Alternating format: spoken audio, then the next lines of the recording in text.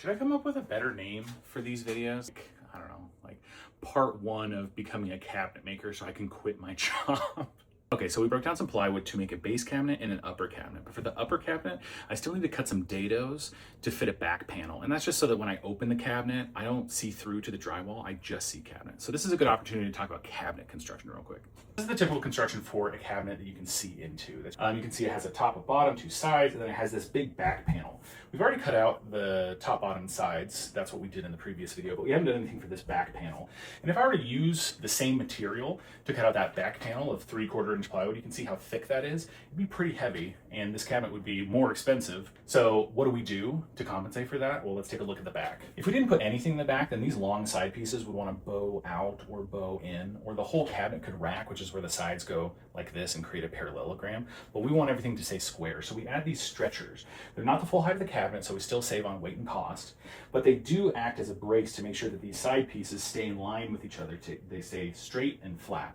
And then to hide it all, we slide a 1/4 inch piece of plywood in the back. And if we zoom in on the top, you can see the top piece, the side, and the back stretcher. Here you can see a little notch where an oversized piece of plywood could fit in behind the back stretcher. And that's what we're going to do today. So come on, let's go.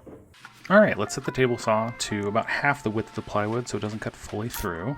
And then we'll set the fence so that a piece of plywood can fit between the blade and the fence. That way a stretcher can fit between the back of the cabinet and the groove we're about to make. We gotta make sure I'm gonna put this in the right way, and then we'll set up my stock guides. I love these things. They keep the wood against the fence and against the table, and they help prevent kickback. Then I run a piece of scrap through. I do this to make sure that I've set up the fence right and that any adjustments I make are correct before I run my actual pieces through. Looks like a stretcher fits, so let's start making some real cuts. This first cut is to establish the back edge of the groove, and then later we'll move the table saw and widen it out to establish the front edge of the groove. And while I have you, if you've enjoyed the video so far, why not hit that follow button? I've got a lot more coming, and you're not going to want to miss how this mudroom turns out. So now we're going to start the process of slowly moving the table saw fence out until I make a groove wide enough to fit that 1/4 inch piece of plywood. You can see I'm using a little cutoff of a 1/4 inch there to make sure it slides. I want it to slide smoothly. And once I've got that dialed in, all that's left is to run the rest of the pieces through. And then for the last piece, I'm actually going to raise the blade up to cut through the plywood. This is so I can insert the back panel after I build the cabinet and then secure it with screws later.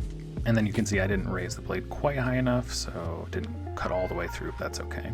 And then you can see how these stack up. It should fit a back panel and a stretcher there. And that's it. It's a pretty simple process. Make sure to check back for when we actually build the cabinets. Thanks. Bye.